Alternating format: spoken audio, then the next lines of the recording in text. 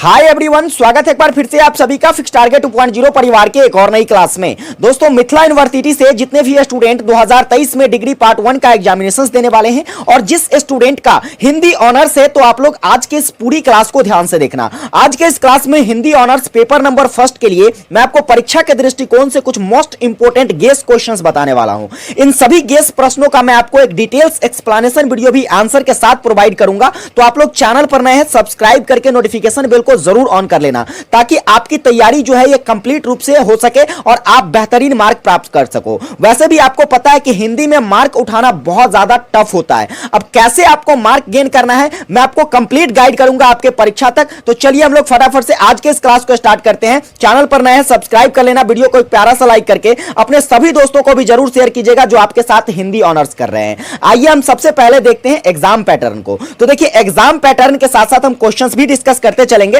देखिए, exam pattern में सबसे पहला क्वेश्चन जो आपसे पूछा जाता है वह आपसे लॉन्ग टाइप क्वेश्चंस पूछा जाता है। आपको 5 क्वेश्चंस पूछे जाएंगे, ठीक है, 5 से 6 क्वेश्चंस पूछे जाएंगे पहला नंबर क्वेश्चंस में, जिसमें केवल और केवल आपको 3 ही प्रश्नों का आंसर करना होता है। इसके लिए मैं आपको यहां पर कुछ मोस्ट इंपोर्टेंट, जैसे कि पहला क्वेश्चन देखना आपको क्या तैयार करना है। तो क्वेश्चन कहता है, हिंदी साहित्य के इतिहास में काल विभाजन और नामकरण की समस्या पर प्रकाश डालिए। यह क्वेश्चंस आपके लिए इंपॉर्टेंट क्यों है? तो देखिए, क्वेश्चंस ये इंपॉर्टेंट इसलिए है कि क्वेश्चंस 2019 में और 2021 में पूछा गया है। मिथिला यूनिवर्सिटी बाहर से कहीं से भी क्वेश्चंस नहीं पूछती है, या प्रीवियस ईयर क्वेश्चंस को ही क्या करती है तो बार बार रिपीट करके पूछती है। इसीलिए आपको इसे अच्छे ढंग से तैयार कर लेना है। इसकी कंप्लीट आंसर की वीडियो भी मैं आपको प्रोवाइड करूंगा, जो कि आपको इसी चैनल पर मिल जाएगा। दूसरा क्वेश्चन आपको तैयार करना है कि हिंदी साहित्य के इतिहास में कबीर का स्थान निर्धारण कीजिए। यह क्वेश्चन तो अपने आप में बेहद इंपॉर्टेंट है, क्योंकि 2017, 2019 और 2021 में पूछा गया है। आइए बात करते हैं अगला क्वेश्चन देखना। तो अगला नंबर क्वेश्चन आपको इसके लिए प्रिपेयर करना है तीसरा,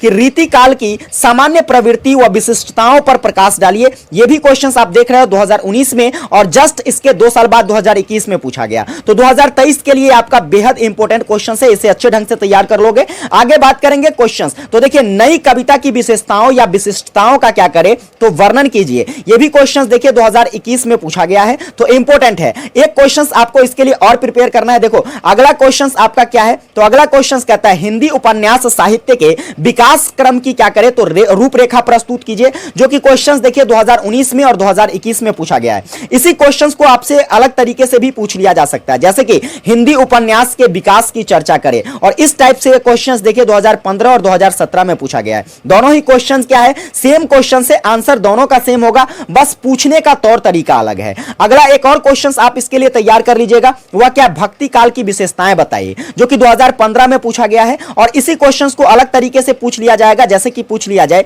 कि भक्ति काल जो है या हिंदी साहित्य का एक स्वर्ण युग माना जाता है, वह कैसे माना जाता है, जो कि 2021 में पूछा गया क्वेश्चंस। ये दोनों क्वेश्चंस मेरे भाई सेम क्वेश्चंस है, बस इसके पूछने का तौर तरीका अलग है। अब आइए बात करते हैं इसके लिए। देखिए, पहला क्वेश्चंस में आपको मैंने क्या बताया, तो 6 क्वेश्चंस को आपको प्रिपेयर करना है। आपको यहां से 3 क्वेश्चन निश्चित ही बन जाएगा। अब आइए बात करते हैं आगे। तो दूसरा क्वेश्चन जो आपसे पूछा जाता है, उसमें देखिए, उसमें आपको 6 क्वेश्चंस पूछे जाएंगे, जिसमें से 4 बिंदुओं पर आपको क्या करना होता है, संक्षिप्त टिप्पणी करनी होती है। यह क्वेश्चंस प्रत्येक जो होता है यह 5 मार्क का होता है। अब देखो, इसका आंसर राइटिंग कैसे करेंगे यह भी मैं आपको बताऊंगा। पहले आप क्वेश्चंस देख लो। सबसे पहला आपको तैयार करना है हजारी प्रसाद द्विवेदी का आलोचनात्मक पद्धति, ठीक है। इसके बाद दूसरा है आपका रीतिकाल। इसके बाद तीसरा है हिंदी संत काव्य धारा। इसके बाद आपको तैयार करना है आदिकालीन हिंदी साहित्य, और इसके बाद सरस्वती पत्रिका। और आगे देखेंगे, आगे आपको 4 और पॉइंट्स को तैयार करने हैं, वह है भारतेंदु युग कहे या फिर मंडल कह दे, ठीक है। आगे तैयार करना है रासो काव्य परंपरा।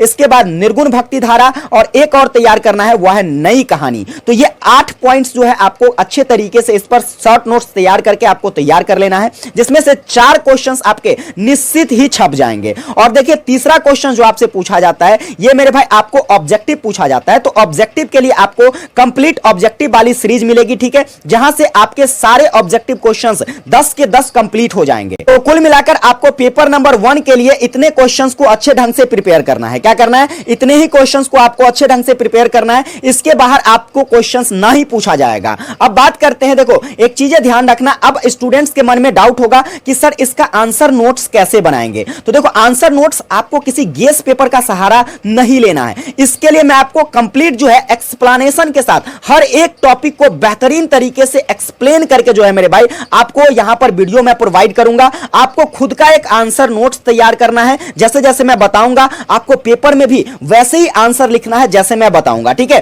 क्योंकि यहां पर मैंने पहले ही बताया आपको कि हिंदी में नंबर गेन करना बहुत अपने आप में टफ होता है। इसके लिए आपको दिशा निर्देश चाहिए और वो दिशा निर्देश आपको फिक्स टारगेट 2.0 परिवार उपलब्ध कराएगी। आप लोगों को सेम उसी तरीके से तैयारी करना है। अगर ये क्लासेस हेल्पफुल लगी हो तो चैनल पर नया सब्सक्राइब कर लेना, वीडियो को एक प्यारा सा लाइक करके अपने सभी दोस्तों को भी जरूर शेयर करना जो आपके साथ हिंदी ऑनर्स कर रहे हैं। विशेष मिलेंगे आप लोगों के साथ एक नई क्लास में, तब तक के लिए जय हिंद, वंदे मातरम।